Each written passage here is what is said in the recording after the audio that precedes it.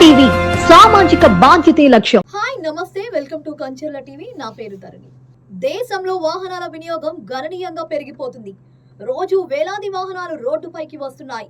సామాన్యుల నుండి మాన్యాల వరకు, నిరుపేదల నుండి సంపన్నుల వరకు ప్రతి ఇంట వాహనం కొలువై కూర్చుంటుంది.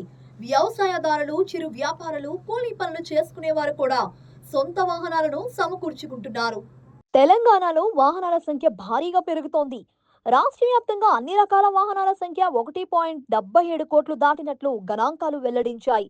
ఇందులో ప్రతి 3 వాహనాల్లో 2 మోటార్ సైకిళ్లు ఉండగా కార్లు రెండో స్థానంలో ఉన్నాయి. ఆ తర్వాత మూడో స్థానంలో ట్రాక్టర్లు, ట్రైలర్లు, నాలుగో స్థానంలో గూడ్స్ వాహనాలు, ఐదో స్థానంలో ఆటోలున్నాయి.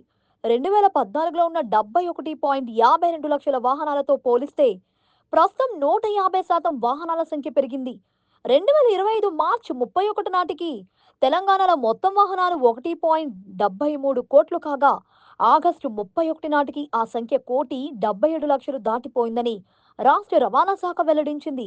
ఓవైపు పెట్రోలు ధరలు ఆకాశాన్ని అంటుతున్నప్పటికీ వాహన కొనుగోలు సంఖ్య ఏమాత్రం తగ్గలేదు, మరింతగా పెరుగుతూనే ఉన్నాయి.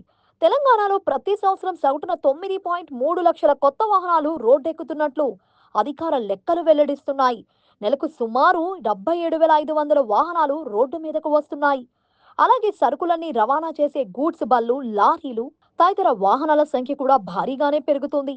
రాష్ట్ర వ్యాప్తంగా 6.56 లక్షల వాహనాల సరుకు సరఫరా చేసే వాహనాలు ఉన్నాయి. ఇక మోటార్ సైకిళ్ల సంఖ్య భారీగా నమోదైంది.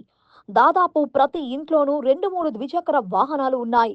ముఖ్యంగా హైదరాబాద్, మేడ్చల్, రంగారెడ్డి, కరీంనగర్, నిజామాబాద్ జిల్లాలో మోటార్ సైకిళ్లు ఎక్కువగా ఉన్నట్లు అధికారులు లెక్కలు తేల్చారు. వాహనాలు పెరుగుతుండటంతో తెలంగాణ రాష్ట్ర ప్రభుత్వానికి ఆదాయం కూడా భారీగానే లభిస్తోంది.